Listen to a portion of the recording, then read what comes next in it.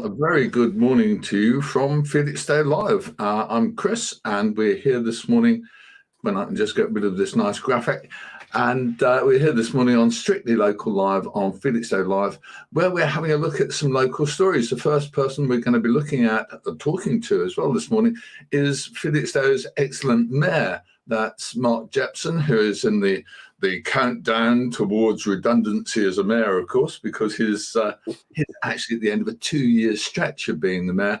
And I want to celebrate that a little bit, but I also want to talk to him about something really great that's happened for Felixstowe, which, of course, is the blue flag. If you're not aware, we put a little story on earlier about Felixstowe's beach, the South Beach and Pier, or Pier and South Beach, should I say, actually are winning a Blue Flag Award from Keep Britain Tidy Group. And that, I think, is fantastic because it really proves that we're one of the top 80 beaches in the whole of the England, I should say. Better not argue with the Scottish people, but that certainly to me is a terrific achievement. And I think we should all be very, very proud of that. We've got a few other things. We've got some stuff on that's coming up over the weekend. And we've also got, I hate to say it, a not very nice story, which actually comes from the mighty BBC. And I'll give you a bit more on that later, and I'll get the mayor to comment on that as well. Let's just have a look at what's happening locally. We've got our usual bits and pieces. So what have we got? Well, we've got today's weather, which is a pretty key factor if you live in Felixstowe, isn't it? Looks like another nice day, but a bit breezy. We're going to have a wind up to about 17 or 18 miles an hour, maybe 20 miles an hour, west-southwesterly.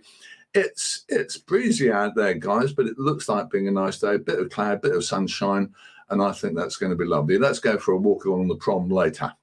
What else? Well, high tide this morning is at 10:21. It's not a particularly high tide, although the tides are starting to come back now after the end of neap tides, and the tides will be getting, if you like, higher. Not going to get enormously high, and as long as the weather stays fine, we'll be fine. Okay, finally, of the regular items we've got today is shipping. We've got the ultra-large container ship Madrid-Maersk coming in at 10 o'clock, ferry and a container feeder coming in later, and, of course, our regular ferries will be bouncing in and out of the harbour. Isn't that nice? But it's looking a bit quiet on the big ship front because, of course, there are all those COVID-related problems in China. Not good. Okay, but having said that, let's just have a look and see who we've got online this morning. Who we've got out there? We've got Brian from Harwich. Have to do more about Harwich. And we've got Eric. Good morning, Eric Brooks. Yeah, not a bad start to the day at all. And even better with the mayor of Felixstowe. So let's go and find that mayor. Where is he? Let's just hunt him down, I think is a phrase we'd go for. There he is. Look, it's a mayor of Felixstowe, Mark Jepson. Superhero at the moment. Good morning, sir. How are you doing? Yeah, I'm very well, thank you. Thanks for the early morning notification that you'd like me to appear. And as you know, it's always a pleasure to work with you. And you know, up until your feeds, I'd have never known what ships were coming in. And to be quite honest, I don't know if I'd have been interested, but I actually look, and it's really interesting to look out onto the coast and think, yeah, that's the ship. And so well done. No, one of the things about it, Mark, of course, I have to tell you this is not a good thing to tell you at your time of life. It's one of those things that marks you becoming somewhat older when you get, I'm going ship spotting on Sunday. Well, I do hit the big 6-0 in July, so perhaps I listen to Radio Suffolk a lot more, and I'm now looking at if I do the weather forecast, where on the what they do the shipping lanes or something on the the shipping forecast. Shipping forecast. If I do that one, then I know. Well, you're becoming an oldie just like me, then, Mark. I'm sorry about that. Okay, so this morning, the really nice bit of news I want to talk to you about is the blue flag, and we'll do that first, if that's right, and then we'll come back and have a look at the situation as far as mayors and mayors' business is concerned. But this is a really nice little picture of Sean Bennett and the lovely Mike Deacon. Say again? Seamus, sorry. Seamus. Yep. Yes. Hey, well, it's drink this early in the morning, Mark.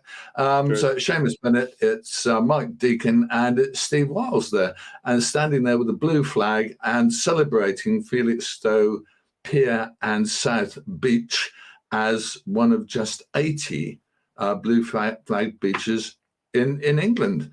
So I got to say this. What do you think, Gov? I mean, it's I think it's great. You, as the mayor of Felixstowe, I would think it's great. Tell us a bit about the background.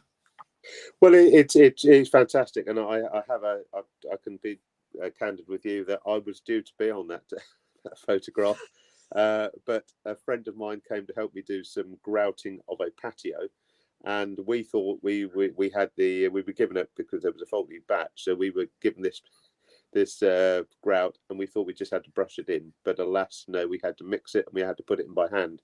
So I got slightly distracted and was rather messy when I got a phone call saying, you're supposed to be down here.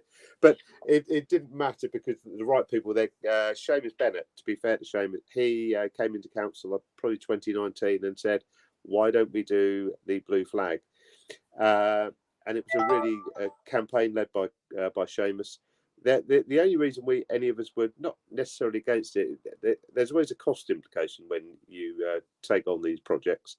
And I think we at the time thought, well, is it worth the cost? But I think it's been a really good campaign. And Steve Wiles, who chairs the Civic Communities Committee, has fully agreed with it. And now we're well embedded in it. And I think it's a really good thing for Felixstowe because we get a lot of attention. I was on Luke Deal's show this morning. It made the front page of the East Anglian Daily Times. So it does have a lot of positives. So I think it's worth the outlay. When we look at this one of the things that I think is really nice is that we've not just got one thing. We've in fact got two, haven't we? Because we're also we've also got the Seaside Award, which is a little bit different, isn't it? And that I think it's to a little bit more to the way that our beach appears to people because it's become increasingly clean as our litter pickers, voluntary litter pickers, work so hard. What more do you know about that award, Mark? Well, I'll be honest. Thank you. The mayoress has just bought me a coffee, so it's very nice so early in the morning to get a coffee as well, Chris. I mean, I know that the blue flag is obviously about the quality of the water, but also about the education and the environment. And you touched on it. Litter Free Felixstowe has been a fantastic organisation that has mustered lots and lots of people. But the good thing they've done is attract young people to their campaigns as well. I have been down and seen one of the Wombles down on the seafront and helped clear the litter. So all credit to Debbie and her team because they do a fabulous job keeping the place clean. Excuse me. We also had the Visit Felixstowe down there and promoting the events and attractions for Felixstowe. So it's been a real team effort. Now, in terms of the Seaside Award, I saw the briefing that came out that didn't actually have much about that. But I think if you look, and I said to Luke today, if you look, we've now got Martello Cafe, we've got Beach Street, we've got the pier, we've got stands, attractions and amusements. You then go to, I would say, the Albachiara and the fish and chip shops there, Spa Pavilion, and then all the way up to Fludgers. And there is so much to attract people to Felixstowe along the seafront. And I think that is fantastic. So if you can't find something to do or something to eat or drink, then you're in the wrong place. But equally, when I say that, if you then go down to the dip, which is a lot quieter, but it's lovely down there, and they leave that bank to just let the weeds and the flowers grow, the wildflowers grow. It looks fantastic. So we really have got such a lovely coastline, and when the new golf course clubhouse is completed and the facilities they're going to arrange for people there, it's going to be lovely walking all the way down to the ferry. So we're improving, or the East Suffolk, Felixstowe, other organisations are improving the town, and long may it continue. Okay, Mark, that's a fairly accurate and heavy-duty assessment of the situation. Ask your lady wife where my coffee is, please, by the way. She hasn't turned up with my coffee yet. I don't know where she is. She's got lost, hasn't she, somewhere? She's on the way, one of the things, sure. I want to just come back to you in a moment or two, but let's just look at a couple of things that are happening locally This weekend, we've got Priscilla, Queen of the Desert. Now, I don't know, I've never seen the actual musical, but I have seen the movie, and the movie was fantastic. So you can get along and see Priscilla, Queen of the Desert, and she is showing as a musical, as a live production at the Spa this weekend. Get along there if you can, because I think it's going to be a fantastic show. The other thing that's on this weekend is this. And here we go, Felixstowe Food and Drink Festival, organised by Beach Street. And Beach Street, of course, do something most weekends, and they do a lot of good stuff. So if you're into some interesting, unusual, maybe a bit different food this weekend, make your way to Beach Street, have a look at them, see what you can find. I'm sure you can find something to sate your hunger. And my goodness, that looks like a good thing, good place to go. I'm probably going to wander down there at some point, but get down there and have a look for yourselves. Okay, Mark, one of the things I'm going to go on to in a moment is about telephone scams and things like that, which hit me in the face yesterday when I heard a dreadful case. But the thing I want to do first is just to say to you, you are coming to the end of a 2-year tenure as the Mayor of Felixstowe. You've got someone taking over from you who you can tell us a little bit about if you would. But as a mayor, I think you've been very active, because you, like me, are retired really, and that means you can do what you like, subject to your boss telling you so. But tell me a little bit about, sum up, if you can, in a way, those 2 years, because you have had 2 tough years with COVID. I've looked at it as an opportunity. Can we do to be visible? Because and almost, if there's a word, or there is now, ambassadorial, because right. I thoroughly enjoy the civic events, but I get a real buzz, and my interest is local communities and organisations and individuals. So I've been blessed with the interviews that we did via Visit Felixstowe to promote independent businesses in the first year. And I managed to meet some sort of local celebrities, because we did Let's Attract What Do You Like About Felixstowe? And, football icons, Terry Butcher, Russell Osman, Mark Murphy, Leslie Dolphin, who's an absolute scream, Stephen Foster, the Chief Constable we did, and others. And then Rhino Edwards from Status Quo, who's I've been a lifelong Status Quo fan, and it was good to get people to say what they liked about Felixstowe. So as the year we had a fantastic year in terms of our charity events, and I'd like to thank everybody who came to the Mayor's charity events. We looked at it that we're coming out of lockdown. Let's have events that people wouldn't necessarily think there's a Mayor event. That it's an event which they're interested in, which happens to be a Mayor's event. And we did the murder mystery. We had a currying conversation with footballers at the Blue Narn. We had a fantastic curry with Shami, who's always been so supportive of the Mayor. And we had a great end of season ball at the Orwell last week, where we had a James Bond themed casino Mayor Royale. And what was really good about that is we got a lot of young people, my family, my wife's family, their friends, and it was just a fantastic event. And we raised over the year over £15,000, which goes to, which was superb, which goes to the carnival, which are going to use that to put on a really good summer event this year.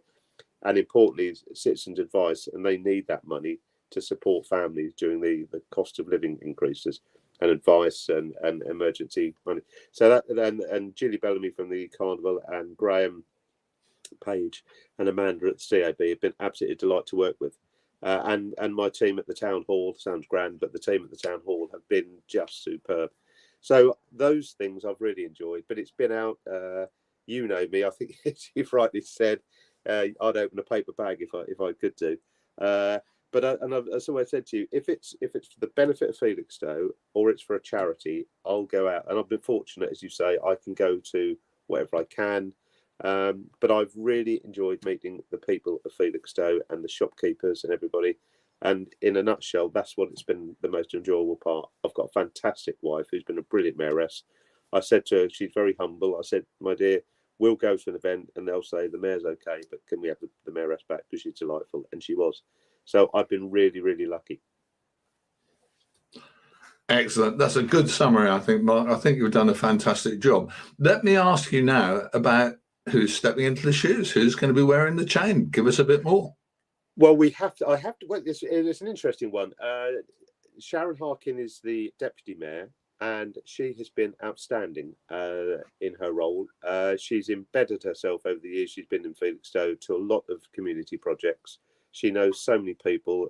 She's really hardworking. She is full time, so she's not going to have the flexibility that I've had in the role. But I know she'll do absolutely everything she can. But of course, it is all subject to election next Wednesday. So I have to be really careful to say she's going to be the new mayor, but she is the deputy. I don't think there's any other nominations, but it will be subject to approval on Wednesday. But I don't think that will be an issue. But if she is elected, she will be fantastic. Okay, well, we'll look forward to meet her, and we'll get her on Felixstowe Live as soon as we can. Have a chat with her. Yeah. So I'm now going to park you for a moment, if I may, Mr. Mayor, and come back to you in a moment, because we've got a story that I just want to get your ex-professional opinion on, because this is one that's worried me. But before we go to that, we'll just have a little moment. Here we go.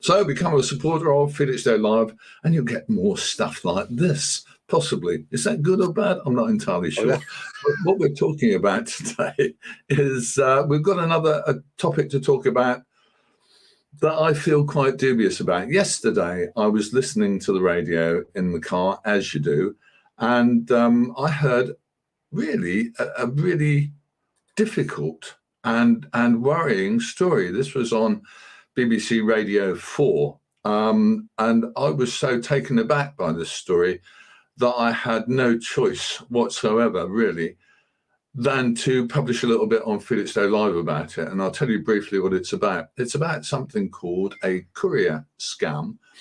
This is the one where someone rings you up and says, I'm DCI Blake or something, and I'm worried about your bank accounts. Your bank accounts are coming under stress from some external force. We don't know whether it's an insider at the bank or something. And they create over days and maybe weeks an atmosphere of fear for you, and they want you to keep it a secret, and they eventually have your credit cards and bank details collected by a courier. It might be within a couple of days of the first phone call. Who knows? But they will then steal money from you. And the You and Yours show on BBC Radio 4 that I saw gave details of one instance recently in Scotland where a really nice couple, they weren't particularly old, they were both retired, one was an ex-teacher, one was an ex-bank manager, they lost £675,000 to this scam over the course of a year, and finally caught on, if you like, to what was happening. They couldn't see the money go, and they could do nothing about it. And then they went to their bank, and the bank said, "Oh no, you can't have it back. Oh no, it's your own fault," or something. Until the BBC got involved, at which point the money went back to the people who owned it. Thank goodness for that. 675,000 quid. And these scams target people in my generation, even, I hate to say it, in the mayor's generation. So we're talking about people, not necessarily old people, certainly not ignorant or silly people, but people who you would think are normal people in the street. Those people lost 675 grand. I want to just talk about this briefly and get you maybe to listen to that program. I'm going to put a link on the comments later on, and maybe you could listen to that and see what you think. But Mr. Mayor, I mean, you are an ex-police officer, and you've seen, I imagine, some horrendous things happen in people's lives physically, but also this kind of thing, which must be, I can't imagine how you would feel if you discovered that you'd had your life savings stolen by some evil people. You know, where do we go with this kind of thing? Well, it's really a good one to raise, Chris. And do you know that vast majority of the people who have been scammed would probably say after a while, how on earth was I so stupid? Now, that's their words, which we all say. I'm not accusing them of being that whatsoever, because the trouble is these scammers are very, very convincing. But a few simple questions, and it's always easy to say this, but if you look objectively at it, a few simple questions is, why would the police contact you like this? Why would they want you to hand over your cards? The questions I would always say, can you confirm who you are? What's a telephone number that I can contact you on a landline? What police station do you work for? Let me speak to the bank. Because the banks will often say they do not do things over the phone. And they very rarely do things by email. But these people are very convincing, and that's the problem. And it's having the confidence to challenge. And I think sometimes we can all do it. I've been to a shop and ended up buying a shirt I didn't think I really needed, but the salesman convinced me I needed that shirt. And it's almost, we don't want to be rude. We don't want to. I don't know quite what it is, but we do, when anything to do with money or giving over personal details, always ask for clarity of where they are from, who they are from, what police station, what if it's county council, what county council do you work for, what department do you work for, what's your landline phone number, because everyone still has a landline phone number, and what is your email address. And those questions will probably put somebody off. They may be persistent, but if all else fails, say I will report this to my local police because I'm not certain who you are. But of course, as you've alluded to, Chris, that sometimes they will go for a while because they're persistent. Now, I have an 89-year-old mother who we've trained to say if she doesn't know who it is, no thank you, and she puts the phone down. And actually, sometimes she put the phone down on me, I think. But actually what happens is that I think they soon learn whether you are likely to be somebody they can extort money from. But it's so difficult. But it's having that confidence to say, I don't know who you are. Give me information as to who you are, or frankly, no thank you, and put the phone down. Thank you, Mark. I think what you've said is all very true, and I think the reality that we have to address is how people get conned by these people, and just how good they are at conning you. Yeah, I think that's the one. What I'm going to do now is, I know you've got egg, bacon, black pudding, fried bread. It's all waiting for you, Mark. So I'm going to say thank you so much for appearing this morning, and we'll see you soon and speak to you soon. Chris, can I just say, because it may not, I may not see you before in any official capacity, although I don't know if you'll be at St John's Church on Sunday night for the concert they've got there. Can I say congratulations to you? I've got to know you, particularly over the last year. I think your coverage of Felixstowe has been exemplary. You cover bits or events and items that aren't covered by anybody else, and you raise some good issues and some challenging ones. And quite rightly, we put ourselves in this position. Although councillors are volunteers, people don't realise that, although we are elected. But you come up with some really good topical subjects, and I find you always incredibly polite. But congratulations to you as to how you've developed this over the last couple of years, but certainly this year. And I'm sure I'll still bump into you, but it's been a pleasure sort of working alongside you, because I think you're doing a cracking job and you should be congratulated. That's very kind of you, Mr. Mayor, and I hope you will be working alongside. I keep wanting to actually con the mayor into doing regular reports for Felixstowe Live, because he's a good bloke and he talks straight, which is what we need on local news. Straight talk and odd opinions. And I've always said, Mark, that one of the things I've always said about Felixstowe Live is I try to make it mildly amusing and slightly annoying at the same time, because without a little bit of annoyance, you've got to do it, haven't you? Mark, thank you very much indeed. Pleasure. I appreciate everything you've said, and we'll see you soon. Okay, Chris. Cheerio. There we go. And there is the Mayor of Felixstowe. What a good bloke. He's done an excellent job for us over his 2 years. I'm now going to go back to that story that we were talking about, which is, of course, this one about this, I think it's horrendous, this so-called, there we go, there's the thing, this so-called courier fraud that I heard about on Radio 2. And I want to just tell people about it. It's particularly of interest if you have a few bob in the bank, let's be blunt. If you're older, then you are more likely to be targeted. And the way it works for most of these things is very straightforward. Someone rings you up and they just call you out of the blue, and they know stuff about you. They claim to be your bank or the police. They say you've got a problem with your cards or with your bank account, and they sooner or later will be after getting your PIN number or getting you to transfer money to them. And eventually they will send someone, a courier, to collect your card. And this is what happens, and it seems to happen increasingly. Now, I heard this radio program on Radio 4 yesterday. I was going to get out of the car at about 12:15, but it was so concerning and interesting that I kept listening until 12:30, which is, there you go. So what I'm going to say to you is this. If you are a local person and you have, let's say, an aged relative in Felixstowe who's got a few bob and they've got their marbles, they're not stupid, and you're not. But be aware that phone calls that come to you allegedly from the police, and they say, oh, don't tell anybody about this, not even your friends or relatives, blah, blah. Even those can be dangerous. And I'm going to do more about scams over the coming days and weeks, we hope, so that you can keep up to date. And above all, the thing that I want to achieve is you protect your friends and relatives from being scammed. I'm going to look for some figures and try and find them and see just how many people in Suffolk and in our area of Suffolk are scammed every day, every week, one way or another, by telephone or by the internet. And we're going to look at those and try and make people more aware. In the meantime, we'll do more and more Felixstowe Lives coming up, Strictly Live on, Strictly Local on Felixstowe Live. We will have more of those. Don't forget, you can comment at any time. There is, I really want to have your comments and get your involvement. That scam thing, Joanne Ripper says it's horrible and people don't know who to trust anymore. It's very true. There are some extremely good, trustworthy people around, but there are some very, I think the word is awful, really awful people about who just see you as a source of money. Really bad.